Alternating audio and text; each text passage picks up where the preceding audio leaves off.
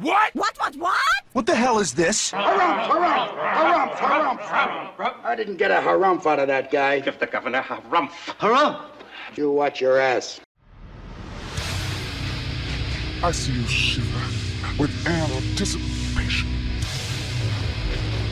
Let the show begin. Hey everybody, this is David Heretic coming at you with another edition of Reactions, Reviews, and Rants. And tonight, okay, that's the name of a band, really? All right, well, we'll go with it. Making their debut on the channel tonight, we have, I'm not even kidding, Mew. Yes, indeed, how about that? Mew making their debut on the channel. Before we go any further, for those of you who are feeling inclined to doing all of the clicks and the likes and the bibbidi bop, do me a favor, before you do all that stuff, please watch the whole video first, okay?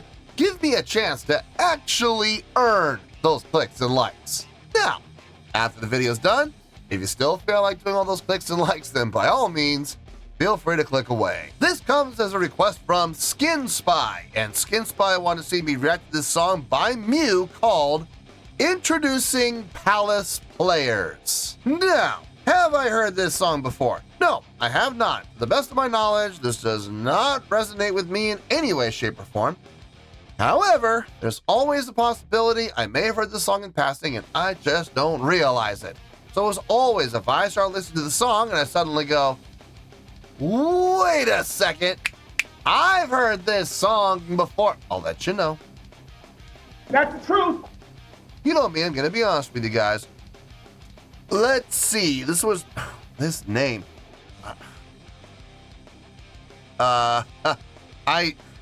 I'm just gonna do my best. This was posted by Pwahahahaha. Yeah, Pwahahahaha. What? The what? And the what? I am not even kidding. Go look for yourself. And the video has 399,000 views. It'll get you there. Other than that, there's really nothing else left to say. Link to the original video will be down below in the video description for your viewing pleasure at your leisure. Let's get started. What do you say? Are you ready? Are you ready? Because here we go. All right, here we go. Mew introducing Palace Players with lyrics.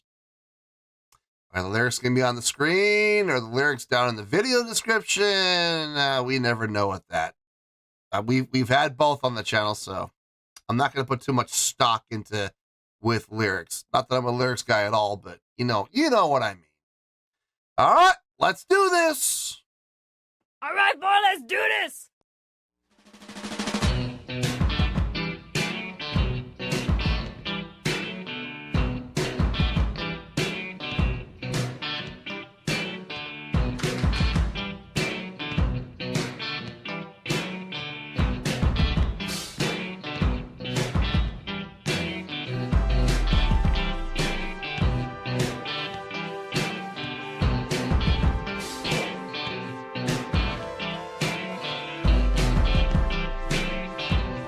Just lock in with the snare.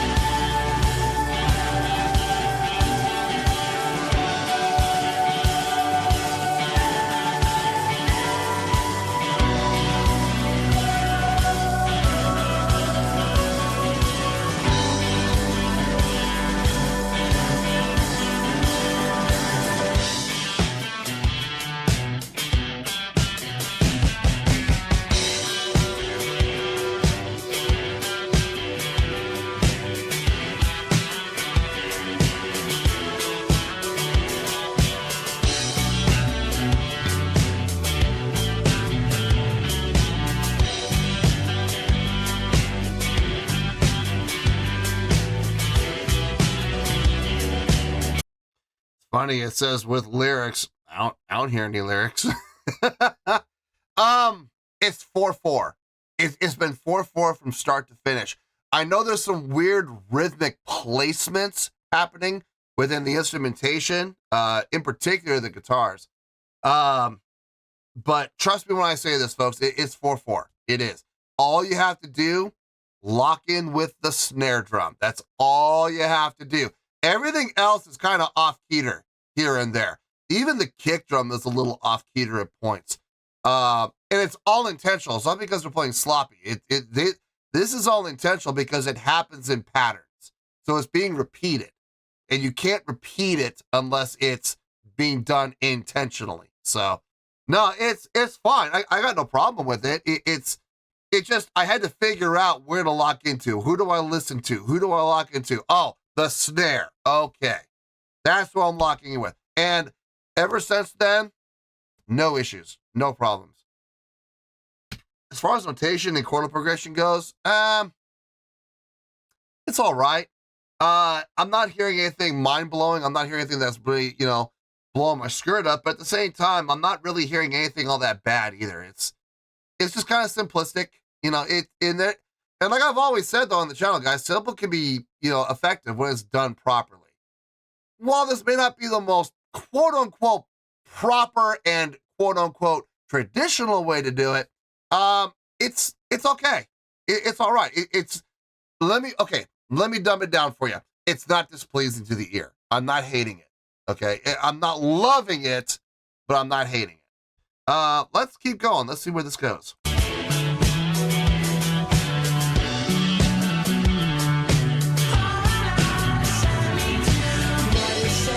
Oh, there's lyrics. You gotta get back up yourself. We know so much we do.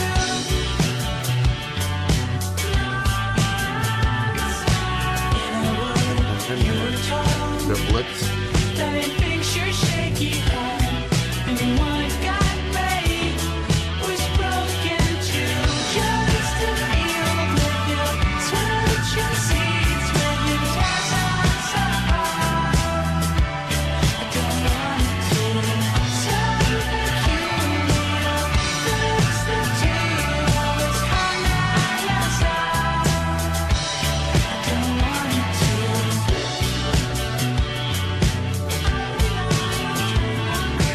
What you say you do. You gotta get back up yourself. We know so much we do.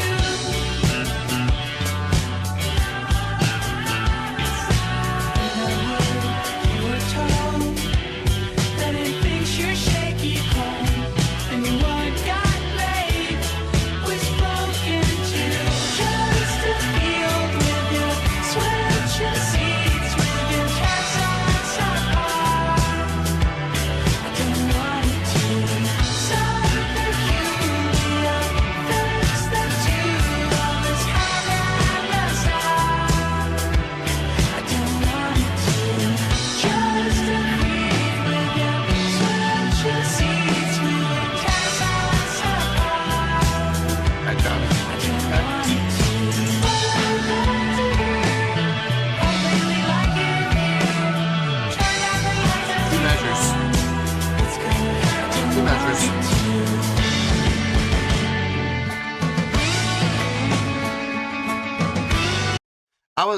I was making a comment about the bass playing. The bass player going up. So I think it's right around here somewhere. Right here. So the bass player is going to go up on the neck.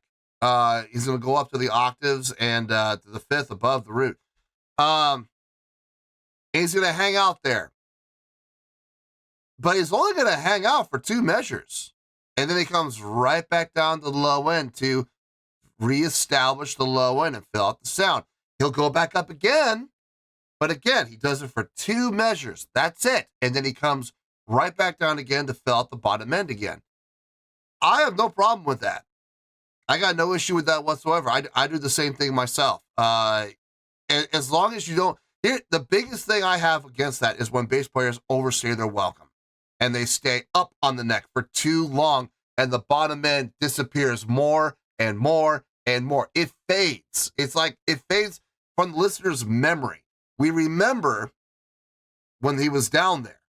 So when it goes up, we still have that image in our head, that sound in our head. It's still kind of resonating in our head. But the longer the bass player stays up on the neck, the more that sound fades and is replaced by what we're hearing now. Now, the good news is, like I said, he didn't overstay his welcome. He comes right back down and establishes it, and we get it back on our heads again. So that's smart. Now, let's play a hypothetical game. What if he had stayed up there for 4 measures? I don't know about you guys, but I think that would have been overstaying their welcome just a little bit. So, no, 2 measures, go up, do your damage, come back down, reestablish the baseline. I love it. I think that's a really smart move. Very tastefully done.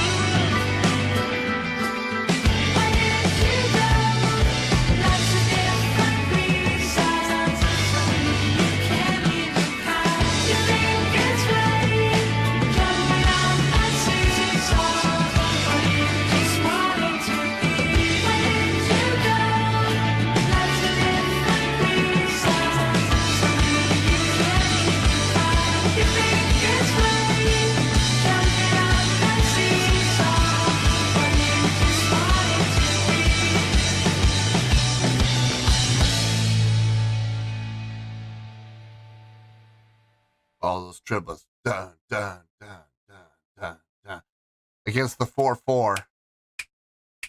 Bum, bum, bum, bum, bum, bum, bum, bum, bum, bum, bum, bum, bum. That, if you're not locked in with a 4/4, boy, you could get lost in those triplets real easy. They did it well. I'll give them that, and they absolutely did that section well. Okay, let me get my thoughts together. I'll see you in the review, and we'll talk about it. Well, there you go, folks. That was Mew with Introducing Palace Players. This was a request from Skin Spy. Okay, we should have a pretty short review here. There's not a lot to talk about, so let's get to the score, and we'll see just how short I can make this. I don't know. We'll find out. On a scale of 1 to 10, I'm going to give that a 6.7. Yep, 6.7. I feel good about that score. Let me tell you why. Why? Okay, first things first, a 6.7. What does that mean? Well, a 6.7 would translate to a pretty good skill rating. So overall, I think this was a pretty good song. It would also get 3 out of 5 stars and a B letter grade. Yeah, B as in boy. So there you go, a 6.7, pretty good skill rating, 3 out of 5 stars, and a B letter grade. Now, how did I come up with that score?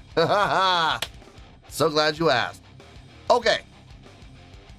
I'm not going to sit here and lie to you guys and say I loved the song. I didn't love it, but I didn't hate it. I kind of liked it. There were some aspects about, well, okay. There was one aspect in particular about the song that I really enjoyed. The song, for the most part, is very simplistic. Okay, the chordal progression is not hard to follow. It's very easy to identify and follow along.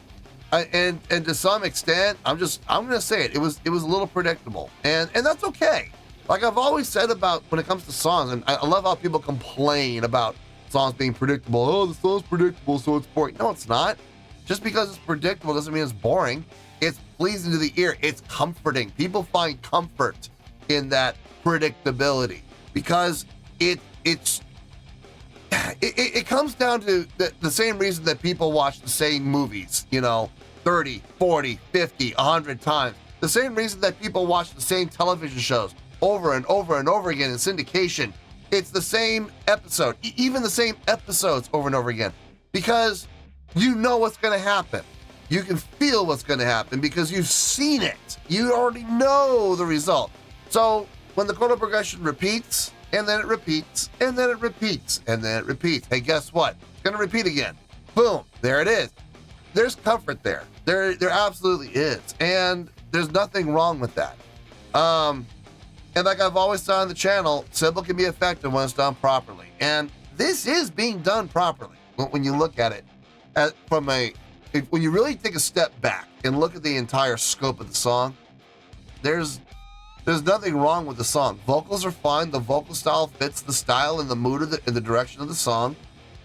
It's got a little bit of energy, a little bit of drive in there. It's pushing, got a little bit of a push to it.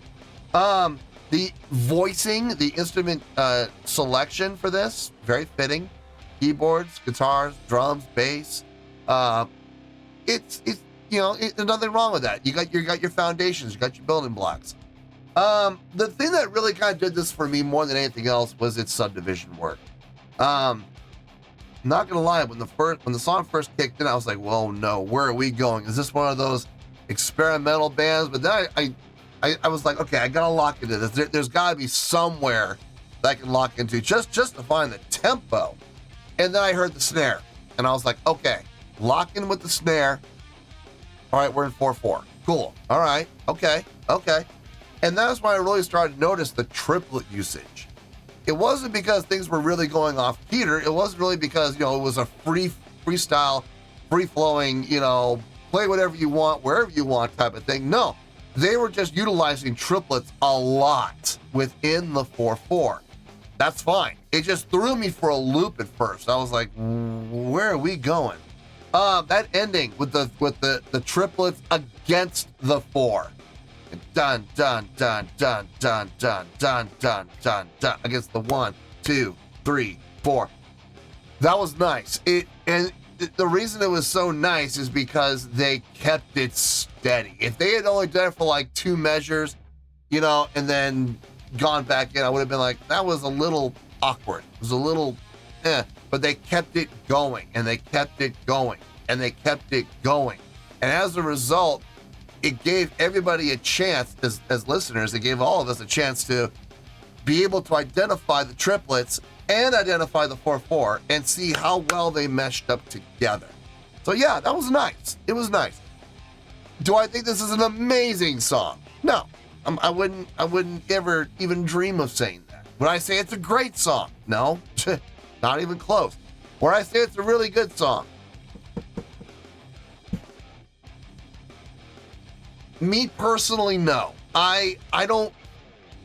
Looking at the song objectively, I don't see the really good. I see it as pretty good. I mean, now, I'm sure there are people who are going to make the argument that it is a really good song, and I'm not going to discredit those people. Everybody has the right to their opinions, and as long as they can back it up, back up while you're saying what you're saying, that's fine. But if you're just going to sit there and say, it's a really good song, because I think so, because I feel like it. Where's your argument? Support that argument, please. So I gave you my reasons for saying why it's a pretty good song. I really do believe that. So a 6.7, that's where we're at, and that's where we're going to stay. So let's wrap everything up here in a nice shiny bow, shall we? We have a 6.7, which is a pretty good skill rating, 3 out of 5 stars, and a B letter grade. Take your pick, I don't care, whichever one of those floats your boat.